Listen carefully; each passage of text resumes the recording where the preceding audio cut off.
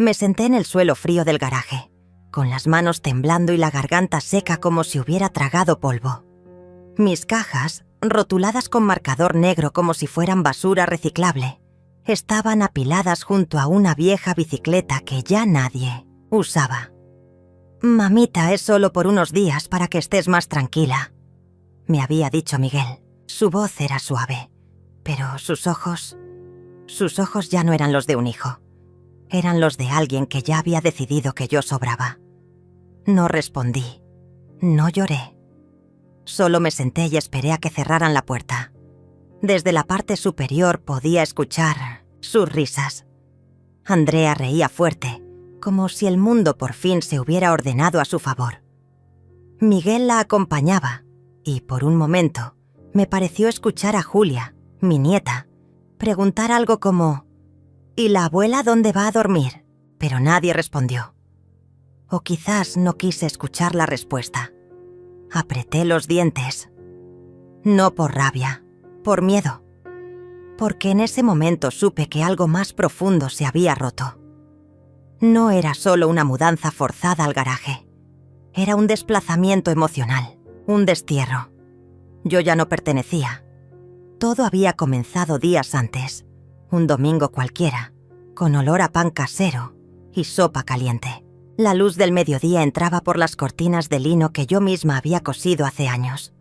Y la casa todavía tenía ese aroma a familia, a lo que alguna vez fuimos. Julia dibujaba en la mesa del comedor, con sus lápices de colores desparramados, como confeti.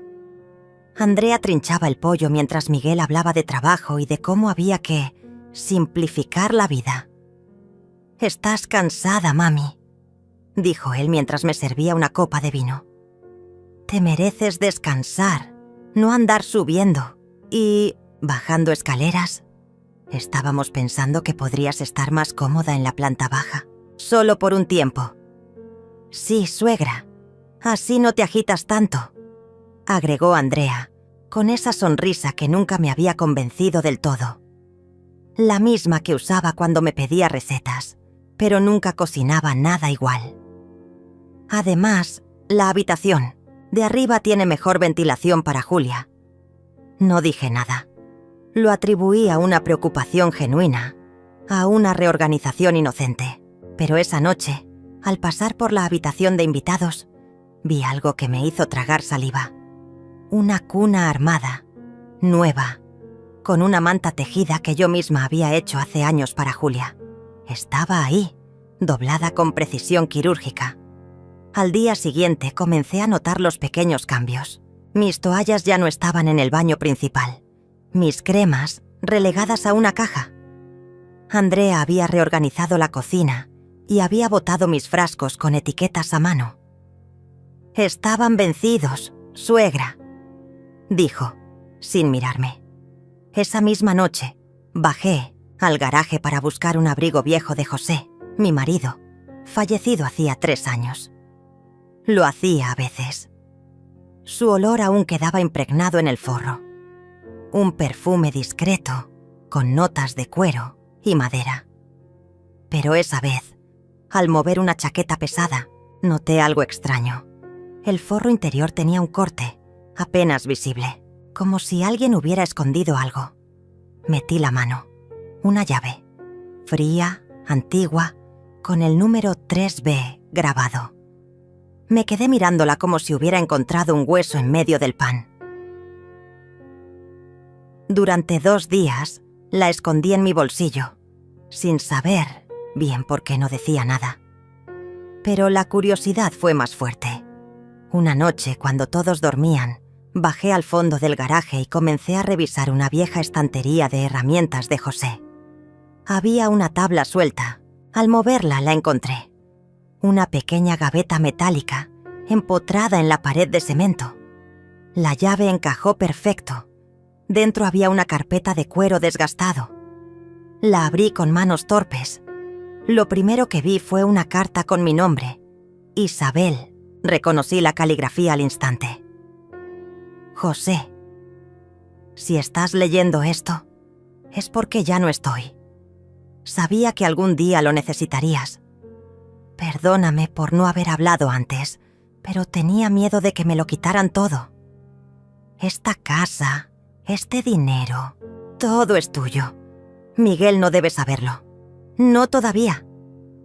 La carpeta estaba llena de documentos.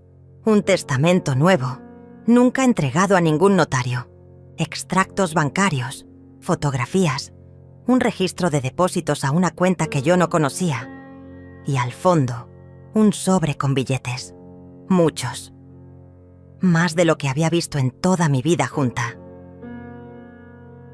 Volví a guardar todo en silencio. Lo escondí en una bolsa, de tela, y lo llevé a mi rincón en el garaje. Esa noche no dormí.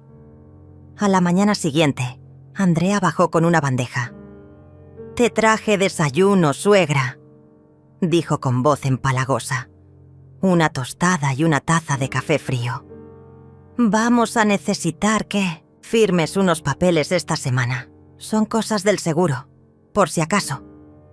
No pregunté qué era, solo asentí, pero esa misma tarde saqué mi celular viejo y llamé al abogado que José había mencionado una vez, cuando hablábamos de testamentos. Luis Eduardo, le decían. Aún tenía su número anotado en una libreta de recetas. Isabel, pensé, que nunca llamarías, dijo del otro lado. Tu esposo me dejó instrucciones claras. Guárdalo todo, no firmes nada. Desde ese momento comencé a observar en silencio. Miguel y Andrea ya no disimulaban, subían muebles, cambiaban cerraduras. Habían decidido que yo viviría en el garaje. «Es más fresco», decían. «Tienes más privacidad». Escuché a Andrea decir por teléfono que estaba cuidando de una anciana con problemas cognitivos. Vi publicaciones en sus redes con fotos mías, donde yo salía con el rostro borroso, mientras ella escribía: «Cuidar de los mayores es una bendición, aunque duela». Me estaban pintando como una carga, como un estorbo, como alguien que ya no pensaba con claridad.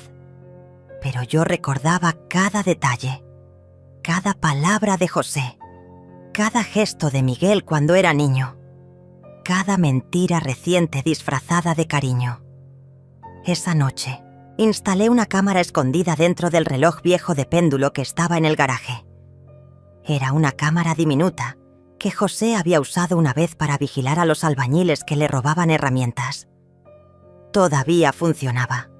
Mientras fingía ordenar mis cajas, grabé conversaciones, guardé recibos, fotografié los papeles que me hacían firmar. Y mientras ellos celebraban el cumpleaños de Julia en el jardín, yo reenviaba todo al correo de Luis Eduardo. Cuando Andrea vino a decirme que iban a redecorar mi espacio para que se sintiera más hogareño, yo solo sonreí. La guerra ya había comenzado, y yo ya no era la mujer callada que ellos creían conocer.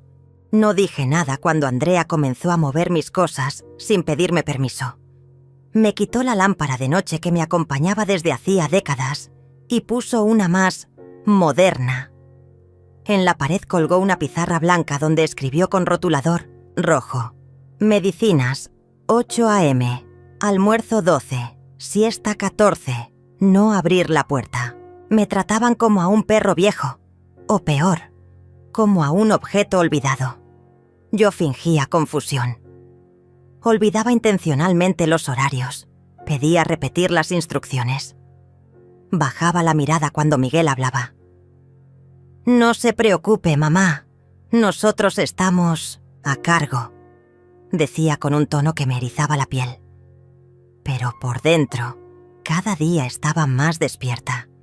Cada gesto era una señal, cada palabra, una pista, cada silencio, un testigo. El abogado, Luis Eduardo, me había pedido tiempo. «Necesito revisar todos los documentos, Isabel. Si ese testamento que encontró está firmado y fechado, tenemos una base sólida, pero debemos actuar con estrategia». Yo le había enviado todo: las fotos del testamento, las cartas de José, los movimientos bancarios. Le conté también lo de la cámara. Perfecto, respondió. Siga grabando. No se apure. Ellos no deben sospechar. Y así lo hice. Me convertí en mi propia espía. Una noche, mientras Andrea y Miguel creían que dormía, los escuché discutir en la cocina. La voz de Andrea era filosa, como una hoja de afeitar. No podemos seguir esperando. Si no firmamos los papeles del traspaso esta semana, el banco va a congelar todo. Ella está vieja, Andrea. No sabe lo que firma. ¿Podemos decir que es por su bien?, respondió Miguel más inseguro. ¿Y si la vieja se arrepiente? ¿Y si habla con alguien? Yo no pienso seguir viviendo en esta casa si no está a mi nombre. Ya cuidé suficiente. Cuidé suficiente. Esas palabras me taladraron la cabeza, como si me hubieran echado ácido en el pecho. Andrea nunca cuidó de mí. Nunca me preguntó si necesitaba algo. Nunca escuchó cómo me dolían las rodillas o cuánto extrañaba a José. Todo era una farsa. Una actuación para convencer al mundo de que eran hijos ejemplares. Pero yo tenía la verdad de mi lado y la paciencia. Al día siguiente, mientras Andrea salía con Julia para sus clases de ballet, me escabullí al segundo piso. La habitación de Miguel estaba entreabierta. Entré sin hacer ruido. Buscaba algo, cualquier cosa que me confirmara lo que sospechaba, y lo encontré. En el cajón inferior de su escritorio había una carpeta con documentos notariales. Entre ellos, una solicitud de poder legal. Querían declararme incompetente, anular mis decisiones, quitarme la firma. La fecha de la cita, jueves, próximo. Tenían todo planeado. Salí sin que me vieran. Esa noche no cené. Dije que tenía malestar. Andrea pareció encantada. «Quizás deberías quedarte en cama todo el día», dijo, sirviéndose otra copa de vino. Yo asentí. Y mientras ellos celebraban su triunfo, yo hice la segunda llamada importante. Marcado con dedos temblorosos, llamé a Julia. No la niña, la mujer. La joven que había crecido observando más de lo que hablaba. «Abuela, ¿pasa algo?» Su voz me dio un nudo en la garganta. Hacía semanas que no hablábamos a solas. «Quiero que me escuches sin decirle nada a nadie, Julia», le pedí. «Solo necesito que vengas mañana, a escondidas, y traigas tu celular». «¿Estás bien?» «Lo estaré», respondí. «Solo confía en mí». Colgué antes de que pudiera hacer más preguntas. Esa noche no dormí. Releí todas las cartas de José. En una de ellas, escrita con tinta corrida, él decía: «Si Miguel intenta quedarse con lo que no le pertenece, sabrás que no fue accidente. Nunca le confíes tu silencio a quien no te escucha». Yo había confiado. Durante años, había callado, disculpado, justificado. Pero ahora todo tenía otro color, otra forma. A la mañana siguiente, Julia llegó fingiendo haber olvidado un cuaderno. Andrea ni se molestó en mirarla. «Está en tu cuarto, cielo», dijo sin levantar la vista de su celular. Nos encerramos en el garaje. «¿Qué está pasando?», preguntó mi nieta preocupada. Le mostré todo: la carta, la llave, los documentos. Le conté lo de la cámara, lo de la cita con el abogado, lo de la carpeta escondida. «Están intentando declararme loca», le dije. «Pero no lo lograrán». Julia se quedó en silencio largo rato. Después me abrazó. Lloró, y por primera vez en semanas yo también lo hice, sin hacer ruido, sin temblar. «Te voy a ayudar, abuela», susurró. «No estás sola». A partir de ese día, Julia se convirtió en mis ojos y oídos fuera del garaje. Grabó conversaciones, hizo copias de documentos, hackeó el correo de su madre. Me mostró correos de Andrea donde hablaba de limpiar la casa de energía vieja y de vender rápido antes de que la vieja se arrepienta. Mientras tanto, yo seguía actuando. Usaba la misma bata vieja, caminaba lento, pedía repetir las cosas. A veces, dejaba caer el tenedor en el suelo y pedía disculpas 1000 veces. Andrea lo disfrutaba. Miguel parecía más incómodo. Quizás porque, en el fondo, aún quedaba algo de hijo en él. Pero era débil, manipulable. Ella lo había convertido en cómplice. Luis Eduardo me llamó el viernes. El testamento es completamente válido. Tengo una copia certificada en mi poder. La casa está solo a su nombre. Y el dinero del seguro que querían mover también está protegido. Pero deben actuar rápido. El lunes podrían presentar la solicitud de interdicción. ¿Qué hago? Confíe en mí. Haremos una venta simulada. Usted transferirá la propiedad a una sociedad temporal. Ellos no lo sabrán hasta que sea demasiado tarde. Esa noche no hubo ruidos en el garaje. No hubo café frío ni bandeja con pastillas. Solo silencio. El tipo de silencio que antecede a una tormenta. Julia me trajo un sobre con una nueva tarjeta bancaria. A mi nombre. Fondos transferidos. Papeles firmados. Todo legal. ¿Estás segura de querer hacer esto sola, abuela? He estado sola desde que tu abuelo murió. Le respondí. Pero ya no tengo miedo. Y era verdad.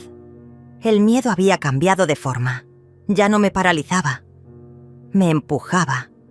Esa madrugada salí por la puerta trasera con una mochila y una carpeta. Caminé hasta la esquina donde Luis Eduardo me esperaba en su auto. No miré atrás. No dejé notas. No apagué las luces. Solo me fui. A las 7 de la mañana, Andrea gritaba desde la cocina. ¿Dónde está Isabel? Miguel, ¿la viste? No está en su cama. Miguel subió, bajó, revisó. El garaje estaba vacío, la cama tendida. Solo quedaba la pizarra, blanca con la palabra no, escrita una y otra vez con marcador rojo. El teléfono de la casa sonó. Andrea contestó con la voz alterada. ¿Sí? Soy Luis Eduardo, abogada de Isabel. Solo llamo para informar que la propiedad fue transferida esta madrugada. Ya no tienen derecho de permanencia. Aconsejo que recojan sus pertenencias antes del lunes. Silencio. ¿Qué? ¿Cómo que? Todo está registrado. Y tenemos pruebas suficientes de intento de fraude y manipulación. No es una amenaza. Es un hecho. Colgó. Y en ese instante comenzó la caída. El teléfono de la casa no volvió a sonar en todo ese día. Andrea caminaba como una fiera enjaulada, abriendo cajones, gritando por el pasillo, tirando papeles al suelo como si la respuesta estuviera escrita en algún rincón olvidado.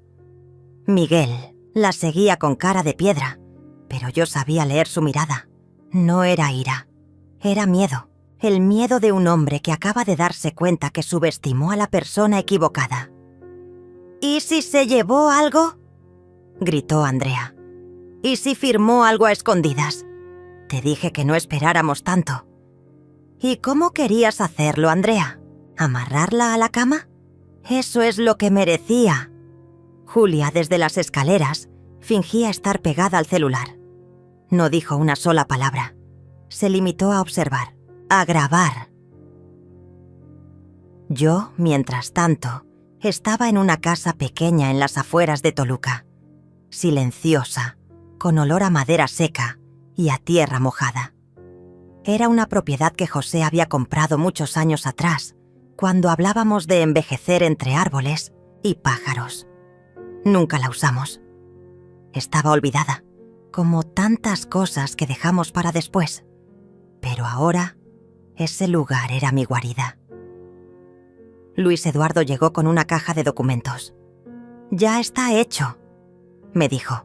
«Usted es la única propietaria de la nueva sociedad. La casa principal está a nombre de esa entidad. Miguel y Andrea ya no tienen ni 1 metro cuadrado bajo su control». No sonreí. No era momento para celebrar. ¿Y si contraatacan? Luis se recargó en la silla y me miró con atención. Lo harán. No lo dude. Gritarán, publicarán, mentirán. Pero todo está documentado. Grabaciones, documentos firmados. Y la cámara que usted instaló fue clave. Me extendió una carpeta con fotos impresas, transcripciones, capturas de pantalla. Tenemos un caso sólido. Pero recuerde, la fuerza está en el silencio. No caiga en provocaciones. Asentí. Apreté los labios y volví a leer, línea por línea, cada evidencia que habíamos reunido en las sombras. Mientras tanto, en la casa que una vez fue mía, el caos crecía. Andrea había escrito una publicación en redes. Mi suegra desapareció. Estamos preocupados. Isabel es una mujer mayor con problemas de memoria. Si alguien la ve, por favor avísenos. Solo queremos que esté bien. 1000 me gusta, cientos de comentarios de fuerza, ánimo, Dios la proteja, falsedad pura, manipulación descarada, pero efectiva. Los vecinos comenzaron a preguntar. Julia recibía mensajes de compañeras del colegio. ¿Tu abuela está bien? ¿Por qué se fue? Ella solo respondía con un emoji de silencio. Estaba lista para hablar, pero no todavía. Yo no caí en el juego. No respondí. No publiqué nada. No llamé a nadie. El silencio era mi venganza. Hasta que Miguel se atrevió a llegar a casa de Luis Eduardo. Lo siguió desde el despacho, esperó en la calle, y cuando el abogado bajó de su auto, se le acercó con una voz ahogada. «Quiero hablar», dijo. Luis lo miró sin sorpresa. «No tengo nada que hablar con usted. Es mi madre. No entiendo por qué hace esto. No era necesario». «¿No? ¿Declararla mentalmente incompetente no era suficiente? ¿Quitarle su casa y su dinero sin avisar? Usted no tiene idea de lo que ha hecho, Miguel. Andrea me presionó», intentó justificar. «Yo no sabía que Isabel estaba tan consciente». Luis Eduardo soltó una risa seca. «Ahora lo sabe. Le aconsejo que recoja sus cosas. El lunes llegará una orden de desalojo si no se han ido». «¿Y mi hija?» «Julia es mayor de edad. Puede decidir con quién quedarse». Esa noche Miguel y Andrea discutieron con gritos que se oían desde la calle. Julia grabó todo. No para chantajear, sino para tener un espejo del daño. Un documento de la decadencia. Una prueba de que el amor, cuando se tuerce, puede volverse veneno. Yo escuchaba las grabaciones desde mi nuevo hogar, con una taza de té entre las manos. El vapor me acariciaba el rostro. El silencio de la montaña me recordaba que aún era dueña de mi tiempo. Me llamaban cada día. No contestaba. Andrea dejó más de 20 mensajes de voz. «Isabel, por favor, vuelve. Podemos hablar. Sé que estás enojada, pero esto no es justo. Estás enferma. No puedes vivir sola. Vas a lastimarte. Te juro que todo fue un malentendido». Y luego cambiaron el tono. «Esto no va a quedar así. Tenemos derechos. Tú no puedes echarnos así. Nos vamos a ver en los tribunales». Era predecible. Doloroso, sí. Pero esperado. Luis me llamó al cuarto día. «Se fueron. Dejaron la casa. Andrea gritó que te maldecía. Miguel lloró. Julia los grabó a escondidas. No hay daños. Solo una nota pegada en la nevera. Te arrepentirás». No respondí. Me limité a cerrar los ojos. A la semana siguiente, Julia vino a visitarme. Traía una maleta, libros y un cuaderno rojo donde había escrito todo lo que pasó. Palabra por palabra, conversación por conversación. «No quiero volver con ellos», me dijo. «Quiero estar contigo». Yo no dije nada. Solo abrí la puerta. Julia limpió la casa, cocinó, puso flores secas en frascos de vidrio, encendió velas. Me preguntó cómo había conocido a José. ¿Qué música me gustaba? ¿Qué sueños no había cumplido? «Quiero conocerte más, abuela», Quiero saber quién eres sin que nadie te apague. Y en ese instante supe que todo había valido la pena. No por la casa, no por los documentos, no por haber ganado, sino porque al final alguien me veía, Isabel, mujer, madre, viuda, pero también guerrera, estratega, sobreviviente. Julia me ayudó a plantar menta en el patio trasero. José solía decir que la menta espanta los malos espíritus. Cada mañana la regábamos juntas, en silencio, como un ritual. Un mes después llegó la carta del juzgado. La solicitud de interdicción había sido oficialmente desestimada por falta de pruebas, y el abogado de Andrea desistió del caso. Ya no había batalla, solo ruinas detrás de ellos, y yo, de pie. Esa noche, rompí la pizarra blanca con mis propias manos. La quemamos en la chimenea.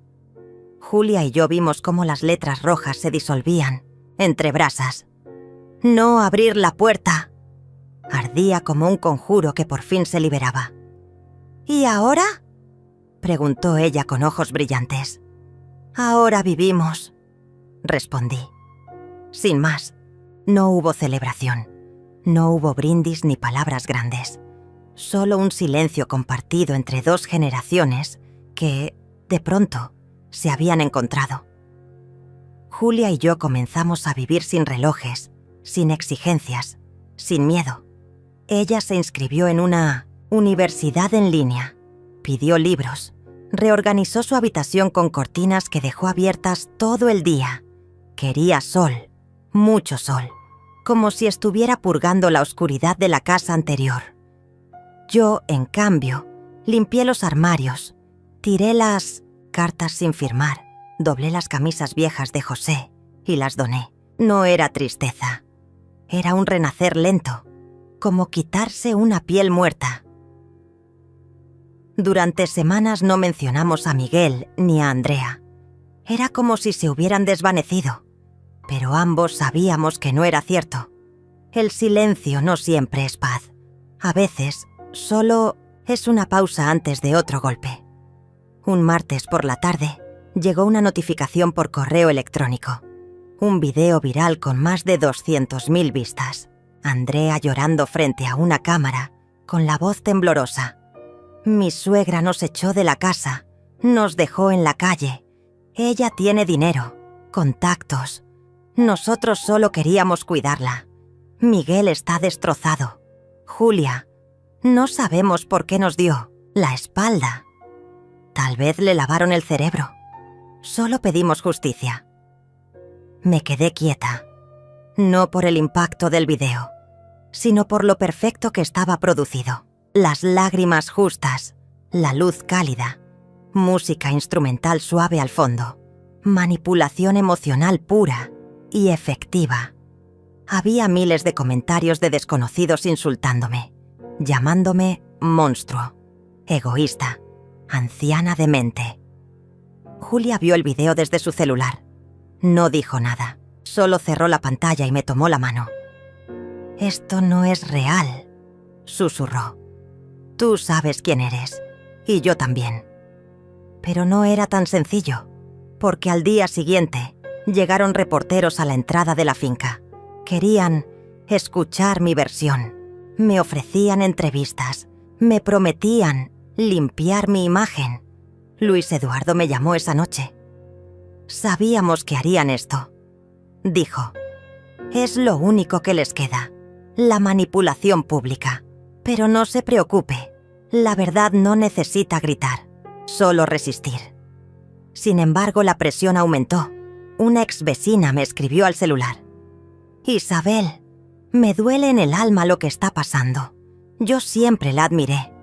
¿Cómo pudo hacerle eso a su hijo?». Un antiguo compañero de José compartió el video de Andrea con un mensaje. «La familia es lo más sagrado. Qué tristeza ver cómo se rompe». Dolía. Más de lo que imaginé. No por los comentarios, sino porque me recordaban cuánto tiempo pasé siendo invisible. Cuánto tiempo acepté todo para que no dijeran que era una mujer difícil, una madre fría, una suegra entrometida. Julia me trajo una caja de madera esa noche. «Lo encontré en el desván», dijo. «Creo que deberías verlo». Dentro había fotos antiguas, cartas, recortes de periódicos. Pero lo que me congeló fue una libreta, negra con la letra de José en la portada. «Para cuando ya no esté». Temblando, abrí la primera página. «Isabel, si estás leyendo esto, significa que ya no estoy contigo. Y me duele más de lo que puedo escribir. Pero también significa que llegó el momento de que sepas lo que descubrí antes de morir». Mi corazón golpeaba contra el pecho como si quisiera escapar. Julia se sentó a mi lado, sin decir palabra. «Hace años descubrí que Andrea manipulaba a Miguel desde que eran novios. No lo notaste, porque siempre quisiste verlo mejor. Pero ella controlaba sus decisiones, sus gastos, sus silencios. Cuando enfermó su madre, obligó a Miguel a firmar papeles falsos para quedarse con la casa. Lo sé porque encontré los documentos, los guardé y después los oculté. No sabía cómo decirte sin destruir a nuestro hijo. Avancé página tras página, con lágrimas secas que no caían, solo ardían. También descubrí que Andrea había creado una empresa con tu nombre, sin tu consentimiento. La usaba para lavar dinero de una herencia que no era suya. Si estás en problemas legales, es probable que ella haya manipulado algo más. Te dejé una carpeta secreta en la gaveta falsa del escritorio. Confía en Luis, Eduardo. Él sabe dónde buscar». Esa noche no dormí. A la mañana siguiente llamé a Luis, le conté todo. Él ya conocía parte de la historia, pero no la tenía completa. «Voy a revisar esa carpeta», dijo. «Si es lo que creo, podemos presentar cargos». Julia me abrazó por la espalda mientras colgaba. «No quiero que te destruyan por dentro», dijo. «Ellos no valen eso. No me destruyen, me revelan». Fuimos juntas al escritorio de la antigua oficina de José. Retiramos los cajones, buscamos con cuidado. Y finalmente, detrás de un panel suelto, estaba una carpeta gris, con recortes, contratos, falsificados, movimientos bancarios, correos impresos. La evidencia era brutal. Luis Eduardo trabajó día y noche, preparó un informe y me hizo una última pregunta. «¿Quieres denunciarla?». Me quedé en silencio largo rato. Pensé en Miguel, en el niño que corría por el jardín con una capa hecha de toalla, en el adolescente que lloró cuando se fue a la universidad, en el hombre que no supo elegir, que tuvo miedo, que cedió. «No», respondí. «No quiero verla en prisión. No quiero venganza. Solo quiero que no tenga más poder sobre mí, ni sobre Julia. Quiero libertad».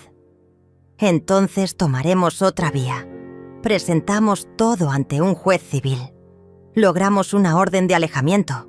Y lo más importante, logramos que todas las cuentas, propiedades y documentos falsificados quedaran anulados. Andrea y Miguel ya no tenían acceso a nada que alguna vez fue mío. Ni legalmente, ni emocionalmente. A los días llegó una carta escrita a mano. Reconocí la caligrafía temblorosa de Miguel. «Mamá, no sé si esto servirá de algo. No espero tu perdón. Solo quiero que sepas que nunca supe cómo defenderte, que me dejé llevar, que me perdí. Julia me dijo que estás bien. Me alegra. Espero algún día poder mirarte a los ojos sin vergüenza». No respondí. Lo leí 2 veces. Luego lo guardé en una caja que no pienso abrir pronto. Esa tarde Julia trajo una tetera antigua de la casa vieja. La limpió. La llenó con agua y menta fresca. «Hoy mereces un té en paz», dijo. Nos sentamos en el jardín. Las hojas se movían con el viento. Un colibrí se detuvo frente a la ventana, como si quisiera espiar. «¿Y si algún día vuelven?», preguntó Julia. No abriré la puerta. Cerré los ojos. Inspiré el aroma de la menta. Y por primera vez en años, sentí que estaba exactamente donde debía estar. Ni arriba, ni abajo, ni exiliada. Libre. Después del té de menta en el jardín, pensé que el silencio se instalaría como huésped permanente en nuestras vidas. Pero el silencio verdadero no es ausencia de sonido.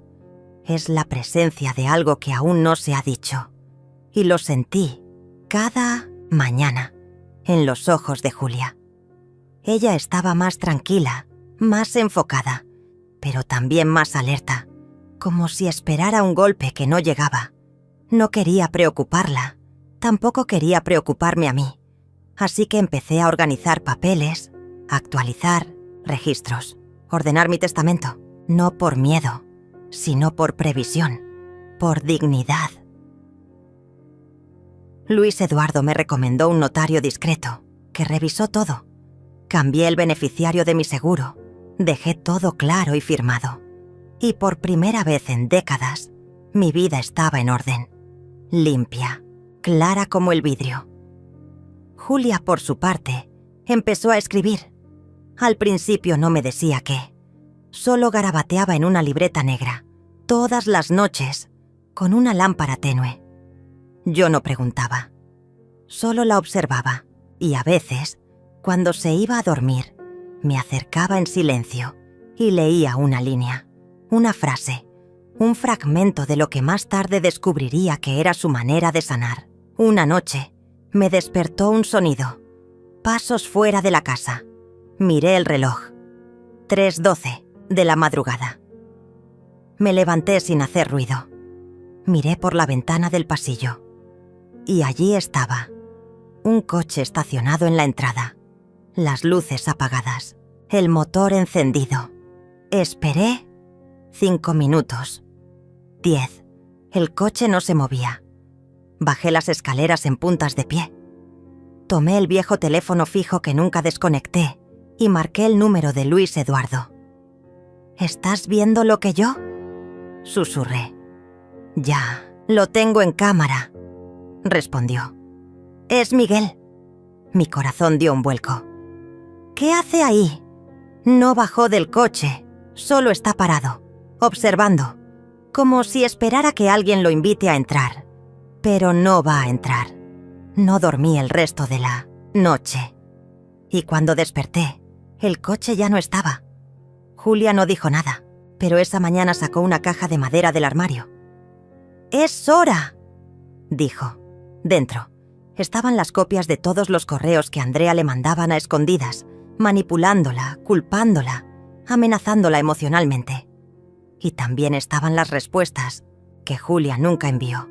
Solo las había escrito para entender lo que sentía. No quiero cargar esto más, me dijo. Pero tampoco quiero que desaparezca sin más.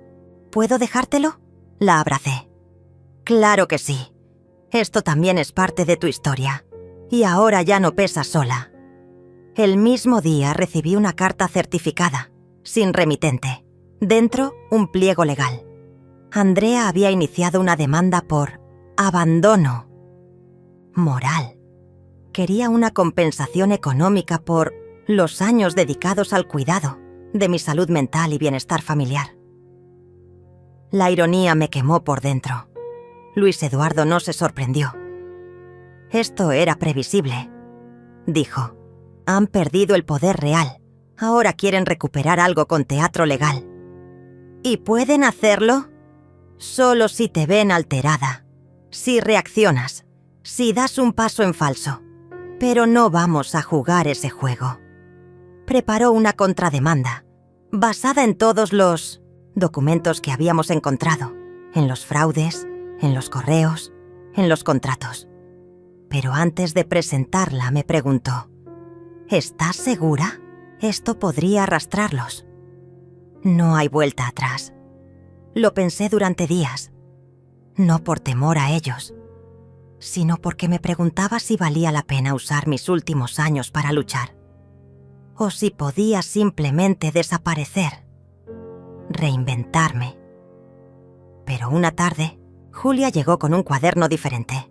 «Estuve escribiendo sobre ti», me dijo, «sobre todo lo que soportaste en silencio. Y entendí que tu historia no es solo dolor, es advertencia, es memoria, es testimonio». Lo leí y lloré.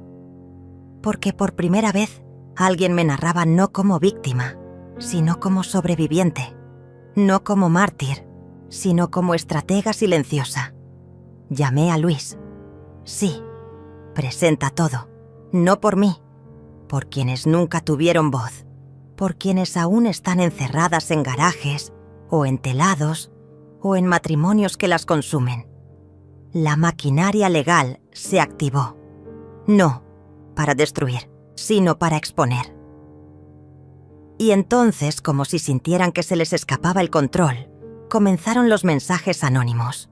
Un sobre con fotos de Julia abrazando a una amiga, una nota insinuando cosas, basura emocional, un video editado, donde parecía que yo gritaba a una empleada doméstica, pero era un montaje torpe, un perfil falso en redes, usando mi nombre para hacer publicaciones ofensivas. Nada de eso me hizo temblar, porque ya no me dolía lo que decían, me dolía lo que habían callado antes. Luis Eduardo respondió a todo con precisión quirúrgica.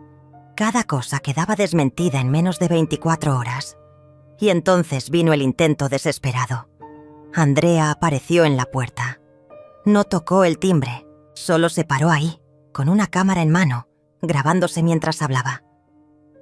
«Estoy aquí, frente a la casa de mi suegra, que me cerró la puerta en la cara. Solo quiero hablar. Solo quiero explicarle que no hicimos nada con mala intención». Julia estaba junto a mí. Me miró. «¿La dejamos hablar?» «No, no más». Cerré las persianas y llamé al abogado. La demanda por difamación se sumó al expediente y con eso el juez emitió una orden. Tenían que cesar todo contacto. Cualquier intento de aproximación sería considerado acoso. Andrea desapareció del radar. Miguel también. Pero no desaparecieron del todo. A veces, el pasado respira desde los rincones. Un comentario en una publicación. Un rostro parecido en el supermercado. Un olor a perfume antiguo que te transporta a la casa equivocada. Por eso, empecé mi propio ritual. Cada mañana, hervía agua, preparaba mi té, me sentaba en la terraza y escribía una frase. Solo una frase que resumiera el día anterior, o una lección, o una advertencia. Julia comenzó a hacer lo mismo. Y entre las dos, sin proponérnoslo, construimos un diario compartido. Un testimonio de cómo se sobrevive sin gritar, cómo se renace sin permiso. Un día escribí: «Los que no pudieron callarme, intentaron difamarme, pero ya no les creo ni el silencio». Y Julia escribió: «Mi abuela me enseñó que la venganza más pura es vivir en paz. No sé cuándo terminará todo esto. No sé si algún día recibiré otra carta, otro video, otro intento. Pero sé algo con certeza, ya no me afecta, porque tengo pruebas, tengo paz y sobre todo, tengo a Julia. Y eso, después de todo, es la herencia más grande que José me dejó. No en papeles, no en números, sino en la semilla que plantó en una nieta que supo mirar más allá del discurso». Una noche, mientras apagaba las luces del salón, escuché a Julia decirme: «¿Sabes qué me gustaría hacer?» «¿Qué?» «Escribir nuestra historia. Pero sin nombres, solo emociones, para que otras mujeres puedan leerla y reconocerse». «Hazlo», le dije. «Y no tengas miedo de contar hasta lo más feo. A veces lo más feo es lo que más libera». Ella asintió, y en ese instante sentí que algo se cerraba, como una puerta que ya no dolía al trancar, como un eco que dejaba de repetirse. Esa fue la noche en que, sin palabras, supimos que habíamos ganado. Luis Eduardo me recomendó paciencia. pero no la del que espera en silencio, sino la del que calcula cada paso antes de avanzar. Yo no quería venganza, quería distancia, y una distancia que no se mide en metros, sino en certezas. Así que iniciamos el cierre de cada vínculo legal que me unía a Miguel. Primero, la propiedad. Aunque la casa seguía a mi nombre, Miguel había intentado registrar una cohabitación permanente como forma de acceso indirecto al inmueble. Un tecnicismo que, de no haberse detectado a tiempo, le habría dado derechos sobre todo lo que yo había construido con José Luis. Lo anuló. Lo hizo parecer fácil, pero no lo era. Hubo que revisar cada movimiento, cada firma, cada documento que Miguel había dejado caer con descuido fingido. Después vino el testamento. José lo había redactado, hace años, dejándolo todo a mí, pero con una cláusula adicional. En caso de mi fallecimiento, todo pasaría directamente a Julia. Miguel no figuraba. Jamás. Lo supe solo ahora, porque José también jugaba su ajedrez en silencio. Y aún desde la ausencia, me protegía. Julia, por su parte, ya no era la misma.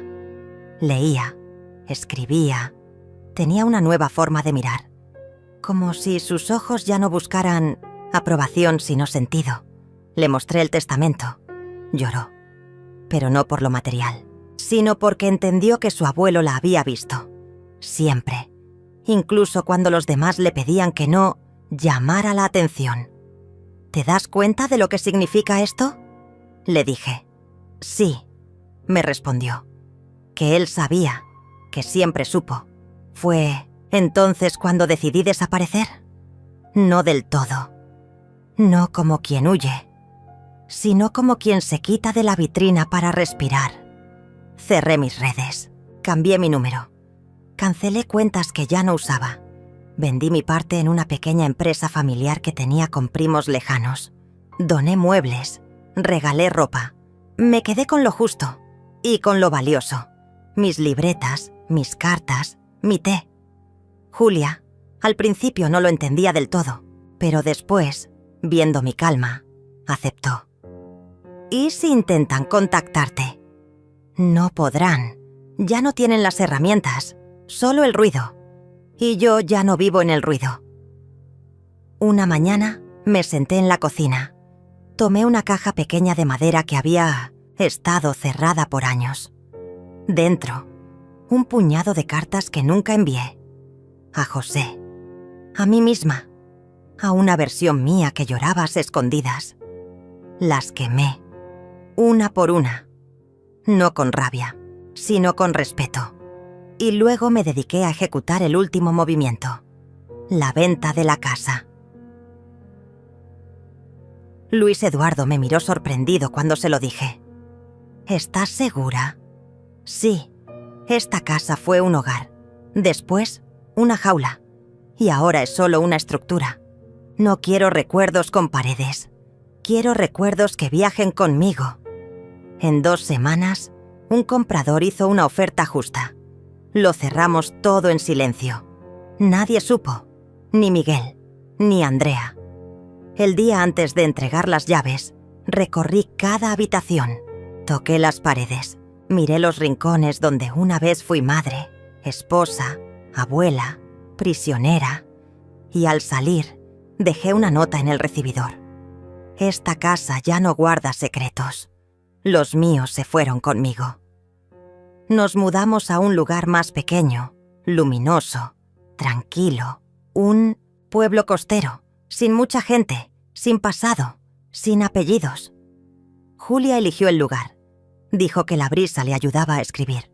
Yo no necesitaba más razones. Durante semanas vivimos sin sobresaltos. Caminábamos al atardecer. Leíamos juntas, a veces en silencio, a veces riendo. El tiempo se volvió espeso, pero amable, como si la vida, por fin, hubiera decidido tratarnos con cierta delicadeza, hasta que, una tarde, recibí un sobre sin remitente. Solo contenía una foto, Julia, saliendo de una librería. Una nota escrita a mano decía: «Sabemos dónde están». No me alteré. Solo respiré. Mostré la foto a Julia. Me miró. «¿Tienes miedo?» «No», le respondí. «Tengo memoria. Y un plan». Llamé a Luis. «Lea». Envié todo. En menos de una hora supimos que la nota había sido enviada desde una ciudad a 300 kilómetros. El remitente, un intermediario contratado por alguien que usaba un nombre falso. «Están desesperados», me dijo. «No saben cómo acercarse. No tienen recursos.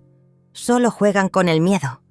Pero el miedo ya no era parte de mí. Lo había expulsado con el fuego, con la distancia, con cada decisión tomada en silencio. Sin embargo, decidí reforzar todo. Cámaras, seguridad digital, nuevas contraseñas, asesoría tecnológica y, lo más importante, redacté una carta, una sola, dirigida a Miguel. «Ya no tienes poder. No me busques, no me invoques. Cada intento será documentado, procesado y devuelto. No quiero tu perdón, no quiero tu culpa, solo quiero tu silencio, el mismo que me diste cuando me empujaste a la oscuridad». No la envié, pero la tenía lista, porque a veces la palabra escrita es más poderosa que la dicha. Y esa carta me daba paz, porque en ella estaba todo: la herida, la cicatriz y la dignidad. Julia empezó a escribir más sobre nuestra historia, pero no como memoria, sino como símbolo. «Hay muchas mujeres que no tienen testigos», me decía, «que no tienen abogados, ni herencias, ni nietas, pero sí tienen verdad. Y esa verdad también merece escribirse». Yo la escuchaba y me sentía menos sola. Un día, mientras preparaba té, me preguntó: «¿Y si vuelven?» «No volverán. Y si lo hacen, no encontrarán a quien dejaron. Esa mujer ya no existe. Se fue con las cortinas rotas y los portazos a medianoche». Julia sonrió. «Entonces escribamos eso también». «¿El qué?» «Que una mujer puede renacer, incluso cuando otros la creían muerta en vida. Y así lo hicimos». Nuestro nuevo hogar no tenía garaje. No tenía telado. Tenía luz y libros y ventanas que se abrían sin permiso. De vez en cuando me detenía frente al espejo y me decía: «No soy víctima, soy autora». Porque ahora, al fin, mi historia me pertenece. No pasó mucho tiempo antes de que comenzaran a golpear puertas que ya no eran nuestras. Andrea publicó una foto de Miguel en una camilla, con una expresión entre fingida y calculada, acompañada del texto: «Papá está muy enfermo, oren por él. El abandono familiar también mata». No mencionaba mi nombre, pero todo en esa frase era una bala disfrazada. Las primeras reacciones no tardaron en llegar. Vecinos, amistades lejanas, algunos parientes del lado de José. Todos comentaban con preocupación. Algunos incluso me escribieron directamente, sin saber que ya no usaba ese número. Julia lo encontró en un foro local. Me mostró el post en silencio. No hizo falta decir nada. Miguel había encontrado su nueva estrategia: la compasión ajena, el papel de mártir, el hombre usado por una viuda con intenciones ocultas, el padre expulsado por su propia familia. Luis Eduardo fue claro: «Van a intentar armar una historia donde tú seas la villana. Necesitan eso para justificarse ante los demás, pero no podrán probar nada. Lo que tienen es vacío. ¿Y si intentan demandarme? No tienen base, pero prepárate igual». Durante los días siguientes, recibimos notificaciones formales. No demandas, no acusaciones, solo advertencias. Un abogado joven, con más audacia que ética, había enviado cartas donde se me pedía rendir cuentas por decisiones económicas tomadas en nombre de la familia. Julia se enfureció. «Esto es absurdo. Si tú eras la única dueña». «¿Y por eso se desesperan?», le respondí. «Porque saben que ya no tienen acceso. Entonces prueban con ruido».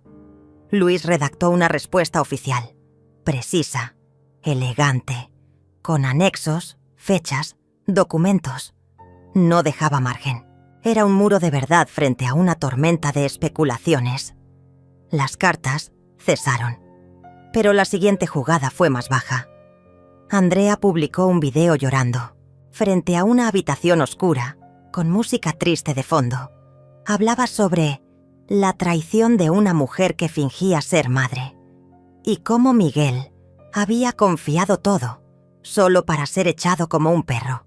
Usaba frases calculadas: garaje frío, comida tirada al suelo, insultos silenciosos, todo un guión para provocar empatía.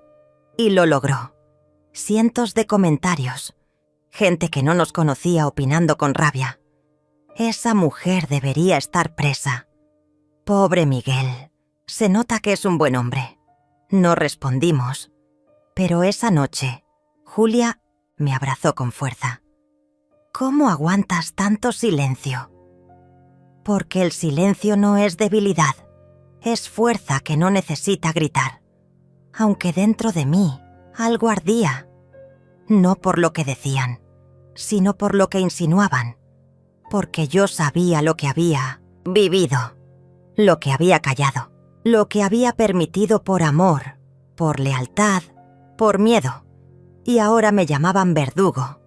Luis me propuso una entrevista, un medio local, serio, donde podía contar mi versión, pero dije que no.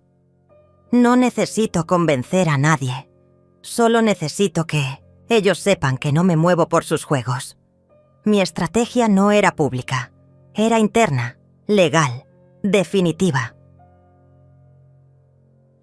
Revisamos cada posible grieta, cuentas bancarias, registros antiguos, contratos firmados. Buscamos rastros de movimientos sospechosos y encontramos uno. Miguel había intentado registrar a su nombre una pequeña propiedad que José me había regalado antes de morir. Una casa antigua en el centro, que yo nunca usé. Lo había hecho a través de una firma falsa, imitando mi letra. Un fraude evidente. Con esa prueba, podíamos iniciar una acción penal. Pero lo detuve. No quiero verlo en juicio. Quiero verlo olvidado. Luis me miró con respeto. Y entendió. Solo dejamos constancia legal del intento de fraude. Lo suficiente para que supiera que sabíamos, y que cualquier nuevo paso sería fatal para él. Pasaron semanas sin noticias, hasta que llegó el siguiente golpe. Un video de Julia, de años atrás, bailando en una fiesta familiar. Fue compartido por Andrea en sus redes, con un texto cruel. Y pensar que ahora se cree escritora. Qué vergüenza dan algunas nietas ingratas. Julia lo vio antes que yo. Se encerró en su cuarto. Lloró en silencio. No por el video, sino por la intención. ¿Por qué hacen esto? Porque no pueden controlarnos. Y eso los desespera. Esa noche Julia me pidió algo. Quiero cambiarme el apellido. ¿Estás segura? No quiero llevar el nombre de alguien que me trató como si no valiera nada. Le dije que sí. El trámite fue largo, pero simbólico. No por el apellido en sí, sino por lo que implicaba. Era su manera de decir, ya no te pertenezco. Yo, por mi parte, comencé a escribir un cuaderno que titulé Las cosas que nunca dije. No para publicarlo, sino para dejar constancia, para que, si un día ya no estoy, mi historia no la escriban ellos. En ese cuaderno conté todo, desde el primer día en que vi a Miguel mirar con desprecio mi taza favorita, hasta la última vez que oí su voz pedir solo un poco de comprensión. Narré los silencios, las humillaciones veladas, los momentos en que fingí no escuchar para no estallar. Y también conté cómo me reconstruí. Lo dejé guardado en una caja de té vacía, con una nota para Julia. Si algún día dudas de ti, lee esto. Aquí está la verdad. Porque el poder no está en gritar quiénes somos, sino en saberlo con certeza. Miguel y Andrea siguieron intentando. Historias nuevas, fotos editadas, relatos manipulados. Pero el tiempo, ese juez lento pero justo, empezó a mostrar la verdad. Las personas se cansaron de tanto drama, de tanta victimización. Algunos comenzaron a preguntarse por qué nadie más de la familia los apoyaba. Otros recordaron detalles, actitudes, frases del pasado. El velo se desgarraba solo, y nosotros, mientras tanto, seguíamos viviendo. Plantamos un jardín. Julia adoptó un gato. Yo aprendí a hacer pan. Cada día era una pequeña victoria, un ladrillo más en la muralla de paz que habíamos construido. Y un día, sin previo aviso, Andrea me escribió. No al número nuevo, sino al correo antiguo, que aún revisaba de vez en cuando. Necesitamos hablar. Papá está peor, y tú eres la única que puede ayudarnos. No respondí. Solo respiré y seguí amasando el pan. Ignoré aquel correo durante días. No por indiferencia, no por orgullo, sino porque por fin entendía que no debía nada. Ni explicaciones, ni asistencia, ni presencia. Miguel no estaba peor. Estaba exactamente donde su ambición lo había llevado. Al centro de una historia construida por él mismo. Una historia que ya no me incluía. Andrea envió un segundo mensaje, más corto, más urgente. El hospital pidió autorización para ciertos tratamientos. Como no tenemos poder legal, necesitamos tu firma. Por favor. Ahí estaba. No querían verme. No querían hablarme. No querían reparar el daño. Querían mi firma. Respondí con una línea. Consulten con su abogado. Todo está claro desde 2022. Y volví a cerrar esa cuenta para siempre. Julia celebraba su primer contrato editorial. Pequeño, independiente, pero suyo. Había escrito una novela basada en cartas ficticias entre una abuela y su nieta. Y el Pocionosas, editor, dijo algo que nos hizo llorar. Es la historia de un amor que sobrevivió al silencio. Ella me dedicó el libro. A Isabel, que me enseñó a resistir sin ruido. Fuimos juntas a la primera lectura pública. Pequeña librería, sillas plegables, aroma a café rancio. Y aún así, era un templo. Porque por primera vez, la voz de nuestra historia se escuchaba sin necesidad de gritar. Allí, una mujer mayor se me acercó. Me tomó de la mano. Yo también fui desplazada por mi hijo. Pero después de oírlas, volví a respirar. No le pregunté su nombre. Solo la abracé. Era suficiente. Las semanas siguientes fueron tranquilas, demasiado tranquilas, hasta que una vecina me llamó una tarde. Isabel, hay una mujer tomando fotos frente a tu casa antigua. No era raro, era una casa bonita, pero algo en el tono de la vecina me hizo prestar atención. ¿Cómo era? Alta, cabello negro, muy arreglada, y llevaba un cuaderno. Andrea. Fui al día siguiente sin avisar. Ya no vivía allí, pero seguía siendo mía, y lo sería hasta que yo decidiera lo contrario. La encontré parada frente al portón, hablando con un hombre de traje. Parecía un agente inmobiliario. Me acerqué sin hacer ruido.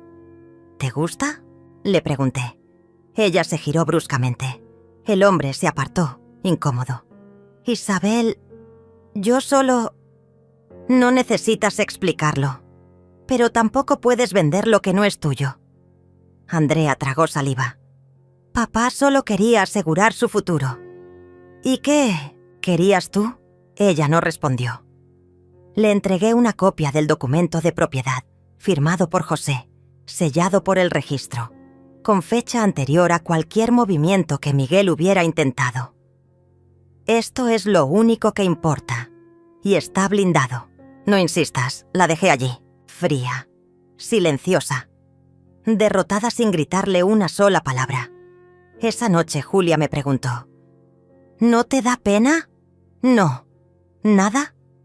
Me dio pena cuando aún podía salvarse. Ahora solo me da distancia, y entendí algo que no había sentido antes. Compasión también se agota.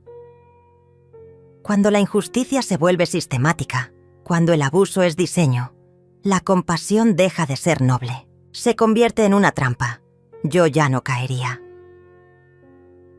Al día siguiente recibí una carta, manuscrita, con mi nombre completo, en tinta azul. Era de Miguel. No la abrí, la quemé. No por odio, sino porque sabía que cada palabra estaba escrita para seducirme de nuevo, para hacerme dudar, para volverme a ese lugar donde yo era la que tenía que perdonar todo, como siempre. Pero ya no era esa mujer, y él no era más que una sombra. Julia decidió publicar un artículo en un portal feminista, sin nombres, sin fechas, solo la historia de una mujer mayor desplazada por su propio hijo. Fue compartido más de 100.000 veces. Las lectoras comentaban con rabia, con lágrimas, con reconocimiento. Una escribió: «Gracias por contar lo que tantas callamos». Otra: «Mi madre murió con esa herida. Yo no dejaré que me pase lo mismo». Y su historia, la nuestra, dejó de ser una excepción. Se volvió eco, se volvió espejo.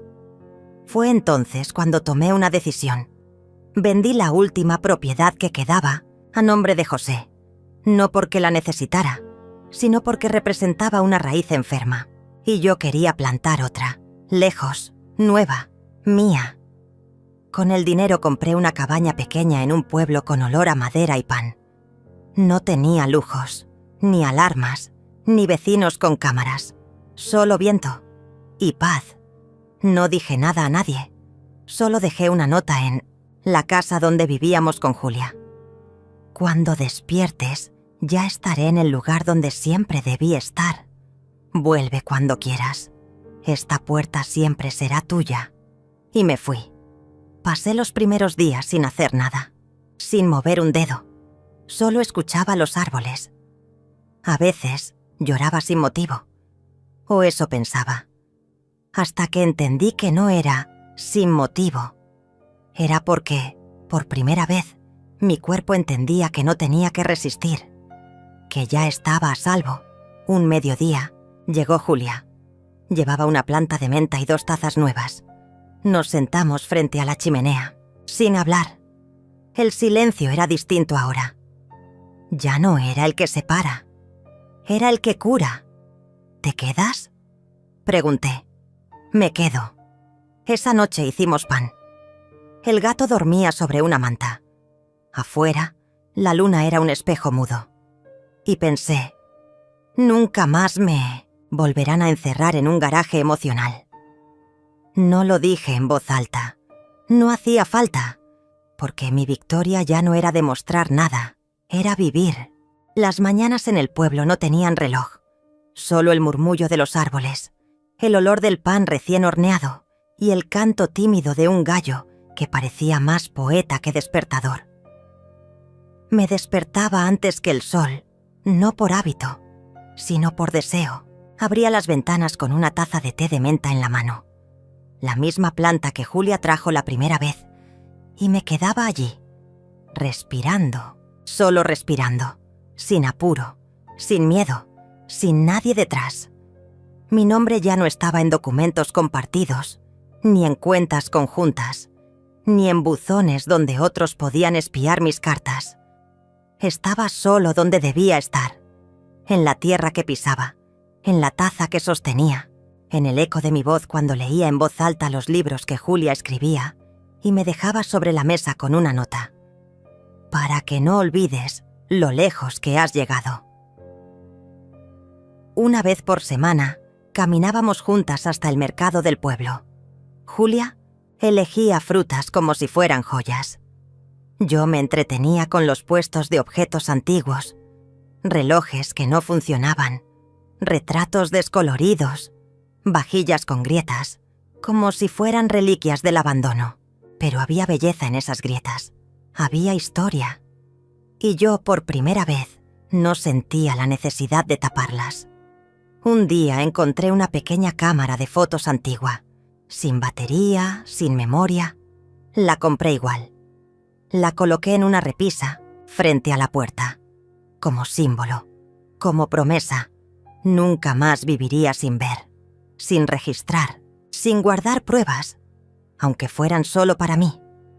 Pasaron semanas, y luego meses, y poco a poco, la herida se convirtió en piel nueva, más gruesa, más sabia, pero no menos sensible. No volví a saber de Miguel, no porque no intentara. Recibí cartas, mensajes, incluso una visita silenciosa. Un coche estacionado frente a la cabaña durante 2 horas, con las luces apagadas.